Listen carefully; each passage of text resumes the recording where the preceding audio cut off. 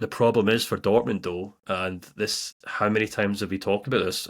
Is that they can only be as good, and this is, I've spoken this in the podcast quite a lot. That this idea that Yeah. football's a weak link sport, and they can only be as good as the worst player on their pitch, on their team. And if you look at that first goal that Matza scores, and I really would encourage people to kind of maybe try and find Hmm. extended highlights, because if you're going to watch the replay, you're going to see Vladimir, Anton kind of wrestling with Matza, and it's going to look like he's the guy who's out of position, trying to get back into space, and he's trying to catch Matza, and Matza kind of cuts back, and Yeah. really lovely, tidy finish.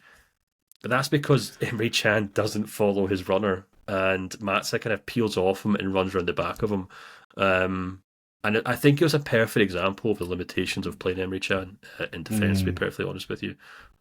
Something similar happened in the Thierry goal, which Oh my should have God. counted, Yeah. which I'm sure we can come on to talk about in the second half, where Chan's just kind of ball watching. But it was a game where I think Dortmund kind of dominated possession, dominated chances, but Leipzig, Leverkusen clearly had the talent to kind of hit them on the break, and they did, and they're very kind of clinical, and they took advantage of the weakest player on the pitch, which was Emre Mm. Can, and this seems to happen over and over and over again, Manu. And I feel like sometimes I'm really going crazy with this because I jump on the football forums, I jump on the Dortmund Yeah. forums, I'm on the Reddit forum and stuff like that, and there's like genuine like civil war amongst the fan base, and I'm sure there might even be people commented under this video on YouTube or on Substack saying, "You guys don't know what you're talking about. Emre Can's one of our most important players." Blah blah blah Mm. blah blah. But every time I watch Dortmund, I'm just waiting for him to make a mistake, and he made a mistake in this game, and it's meant that Dortmund are out of the Emre cup. Can was a really good player for Dortmund when he was paired with Jude Bellingham. Played brilliant that season, Hmm. right?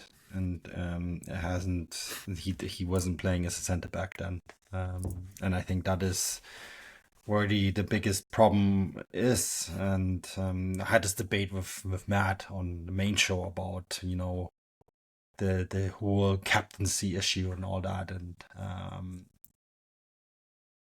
I maintain that they made a big deal out of naming him captain at the time. They did a special press conference for it, and I think it becomes political, right? You have to play your captain every once in a while, and I understand that he's really important for the dressing room and the environment that he creates. I know that he was called up to the national team to sort of when Pavlovic went out injured, right, for the Euros, and one of the reasons he was called up is because his teammates like him. And the problem is when they have Emre Can around, you can't just have him as like the party clown in the dressing room. You have to also play him, especially if you make him captain. And I think there was one moment today where I just thought, what the heck is this? Like, this wouldn't happen in your Sunday league game. He like wins the ball and he hoofs it up, and it goes nowhere.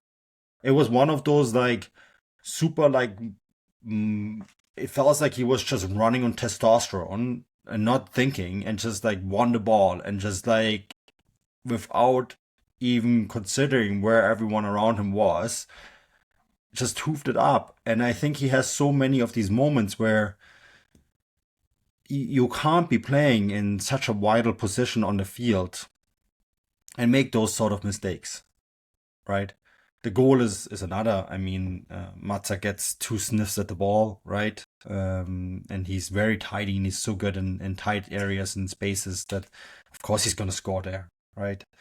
And I watched Hmm. this game in its entirety. I watched both these games in its entirety, and I actually thought, the difference was that one of the big differences for me in this game was that Leverkusen defended much better than they did in the first one. And they did the exact same thing that they did in the first game. They scored one goal, and that was enough, right? Because this time they didn't have Tapsoba doing ball watching and all that sort of stuff. But at the same time, Dortmund really struggled in some really fundamental things. I thought that Can was a huge downgrade to Anselmino, who was excellent against Leverkusen in Leverkusen, right?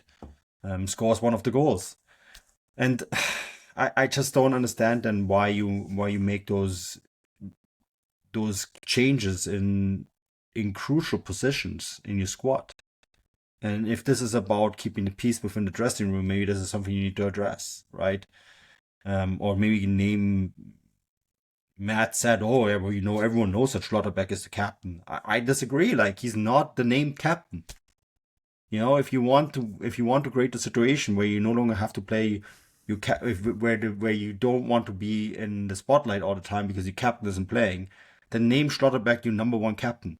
Make it official, right? I grew up with German press. I understand how it works. Like, hierarchy is a real thing. It's important for these people, right? And if you ignore the hierarchy, then will be an issue unless you change the hierarchy. And if Dortmund don't want this to be an issue, they just have to change the hierarchy. It's as simple as that. No, I completely agree. It's kind of been this kind of it's just been a case of like, and it's what we talk about with Bayern a lot. When the idea of like whether they should move on guys like not Emre Can. They did move on Emre Can once upon a time. Leroy Sané or Kingsley Coman, and it'd be this argument like, well, we could move them on, but it would cost us 40 or 50 million euros to sign a replacement. Is it really worth doing that? And and you can have that argument about just any player in a position because these guys do enough to keep their spot in the squad, and then you look at the market and you think, well, it's going to cost this amount. And I think that's kind of the argument that Dortmund keep having every summer with Emre Can. They're like, well, he's obviously, and look, I completely can understand that he's probably a huge name and a huge person in that dressing room. He's obviously a player who has played, in the Serie A, he's played in the Premier League, he's played for the national team, he's played for Bayern and Dortmund, he's a player with an immense amount of experience, and he's a big personality. I've never seen him cower from an environment or a stadium or opponents. He's always this.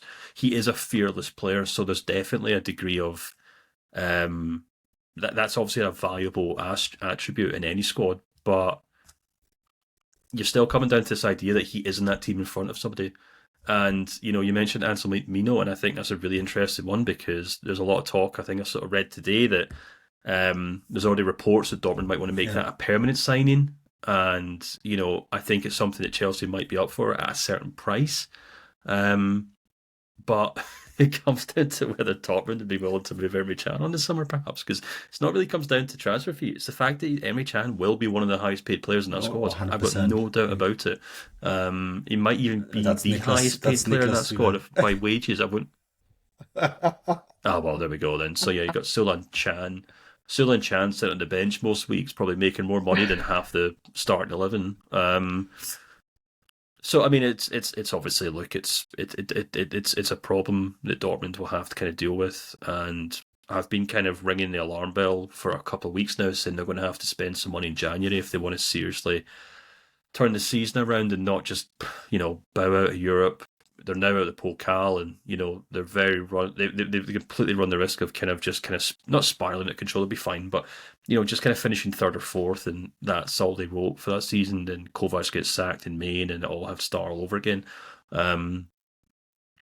So I think they definitely have to act in January, and I think this game was just another example of the fact that when you have to when that squad does kind of get stretched and question marks start getting asked to the players that usually sit on the bench at Dortmund, we've seen it time and time again this season that they're usually not up to scratch.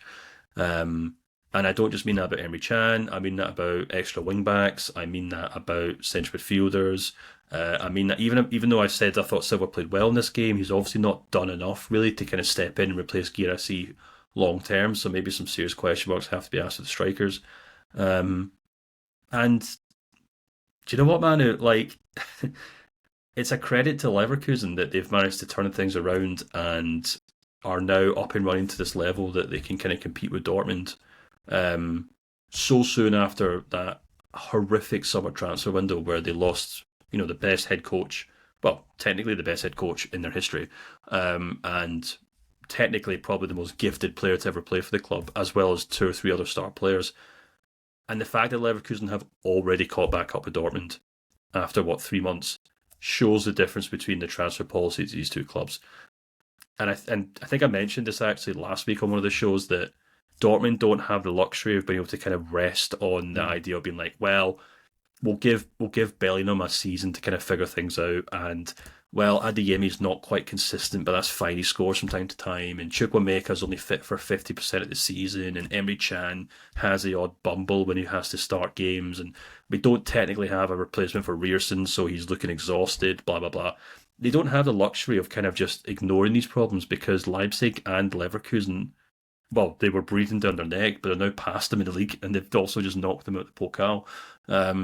So as things stand, Dortmund, I mean, they can't land a glove. I mean, I know Dortmund obviously just beat them in the Bundesliga, but if you kind of look at how the season's going to play out, I wouldn't be surprised if those three do pull away from Dortmund in the Bundesliga, and that will presumably make things very uncomfortable for the management at Dortmund and a lot of the players in that squad going forward, unless they can address these issues and